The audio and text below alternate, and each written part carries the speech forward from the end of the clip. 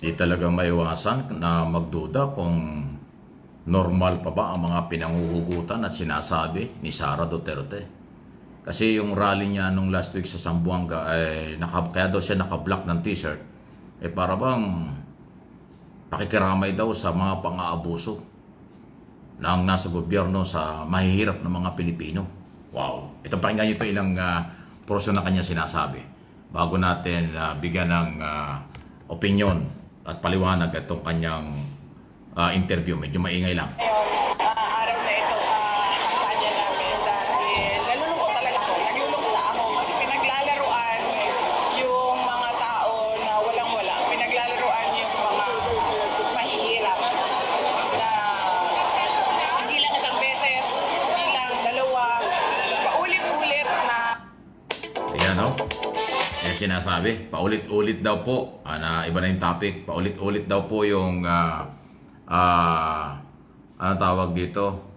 Sasamantala. Isang pangako Ayan, no? hindi kayang Ayan, ibigay. ito pala yun, no? Ayan, nakaitim siya. Ayan, no? Naka-black nga siya. Ayan, pakita ko sa inyo, naka-black ng t-shirt. Akala nyo fake. Hindi, ayan, no? In-interview siya dyan, daming issue, daming tinatanong sa kanya. Ang kanya sinasabi dito, kaya, ano, bakit ka naka-black ng t-shirt? Bilang pakikiramay daw sa patuloy na pang-aabuso sa mahirap. Wow. Tama ba yun? Totoo ba yun? Pangalawang Pangulo nagsasabi niyan. Ngayon ang tanong, sino ba ang merong problema sa betrayal of public trust? Ano bang ibig sabihin? Kawalan ng tiwala ng taong bayan sa public official. Sino ba ang merong kasong ganon? Sino ba ang merong article of impeachment tungkol sa graft in corruption? Sino ba ang merong article of impeachment tungkol sa pag-uutos para sa buhay ng Pangulo, Speaker of the House at saka First Lady? Sino ba ang sinasabing umabuso sa pera sa confidential at intelligence fund ng Office of the Vice President at saka sa Department of Education? Di ba yung mga allegation na yan, mga bintang na yan, yan ang dahilan kung bakit nawala yung public trust, betrayal of public trust, na isang malinaw na sinasabi sa saligang batas na napakalaking pagkukulang at pagkakamali pag nawala ang public trust sa isang public official. Pero ngayon ang sinasabi ni Sara Duterte, kaya daw siya nakablock dahil nakikiramay siya sa pang-aabuso ng gobyerno sa mahihirap. Aba, sino ba umubuso sa pera? Kung ang panghuhugutan ay article of impeachment, di ba siya yung isasalang sa trial? Di ba siya ang pinagbibintangan at inaakusahang merong kawalan ng tiwala sa publiko sa paghawak ng pera ng bayan? Hindi ba? Baka nakalimutan niyo si Piatos, si Kokoy Villamin, si Pampano, si Asim Suka, at kung sino-sino pa na mahigit na o libu-libong acknowledgement receipt na di umanid binigyan ng pera sa confidential fund, 612 million pesos. Ayan ang sinasabi natin. Kaya talaga nakakaduda na kung normal pa ba ang labanan at normal pa ba ang mga sinasabi. Kay Pangulong Marcos, walang nakapile na anumang kaso kasi nakaupo siya, hindi pwedeng kasuhan. Pero pwede siyang i-file ang kasong impeachment. Meron ba kayong ipinail na kasong graft in corruption, betrayal of public trust tungkol sa budget ng Office of the President? Nung isang araw, kalalabas lang yung report mula sa Commission on Audit. Legal at maayos daw ang paggamit ng confidential at intelligence fund ng Office of the President.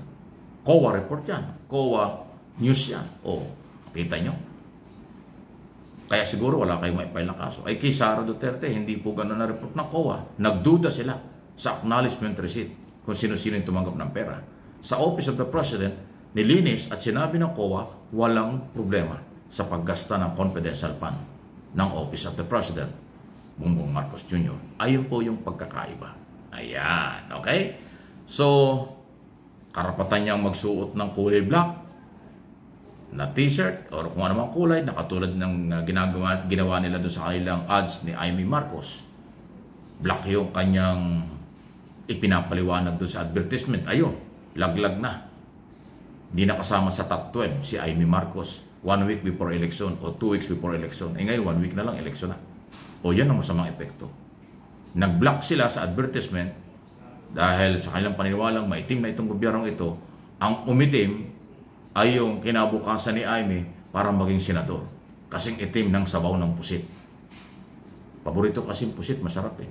Kaya kabisado kong kulay niya pag adobong pusit. Adobong pusit na may baboy o adobong pusit lang, ang sarap noon. Kulay itim talaga ang sabaw noon. Ganong kadilim ang kailang ginagawa. Pati kulay nila, pati advertisement nila, ganon din kadilim ang kalagayan ni Aimee. As of now, sa mga survey, kung naniniwala kayo, wala na sa top 12. Actually, nasa number 15 na yata, 16. Pababa na si Aimee. Hindi nakatulong yata yung black propaganda or black t-shirt, black image. Ngayon, si Sara, yan din. Nagbablock siya dahil daw sympathy sa mahirap na naabuso. Siya nga yung mayroong kaso ng pang-aabuso eh. Mukhang nakalimutan talaga, no? Iba yung sinasabi kaysa ginagawa, kaya ingat po kayo. Marami nagbabantay sa inyo kasi Vice President ka. Kung pangkaraniwang kang tao, hindi ka dapat pag-usapan. Kung pangkaraniwang kang mamamayan, hindi ka pag-usapan. Pero ikaw ay pangalawa sa pinakamataas na opisyal ng pamahalaan, normal lang, mantayad ka. Sa lahat ng iyong sinasabi at ginagawa, pati pananamit mo, lahat ng pag-uugali mo at pagkatao mo, yan ay subject for criticism, subject for topic sa lahat ng content at mga balitaan, mga traditional media at social media. Kasi pangalawang pangulo ka na dapat ay magandang halimbawa sa kabataan at sa mamamayan. Pero dahil ikaw ang lagi ang napapag-usapan, malayo kasi sa pagiging halimbawa ang mga galaw. So trabaho lang, walang personalan, sarili kong opinion, interpretation sa iyong ginagawa. Dahil base sa mga interview at sinasabi mo, ganon. Pero malayo sa katotohanan, sa aking observation at opinion. Sabi nga nila, lahat tayo entitled sa opinion. Totoo yun. Sino ang may kaso? Sino ang may problema dahil nawala na ang tiwala ng taong bayan? Ang pangalawang pangulo o ang kasalukuyang pangulo? Ayan, di ba? Kaya ako kailangan maging maingat, balitaan, maraming balitang dapat ding alamin kung totoo.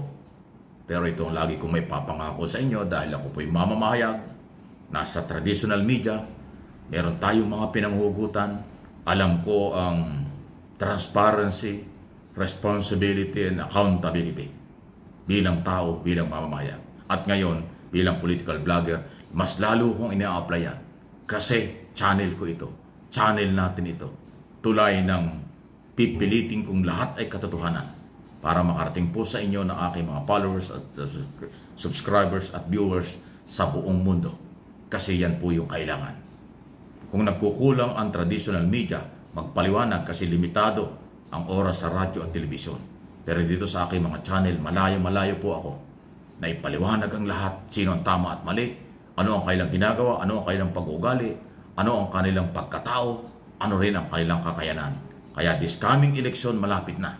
Ilagay natin matalino, pagkakatiwalaan, may prinsipyo.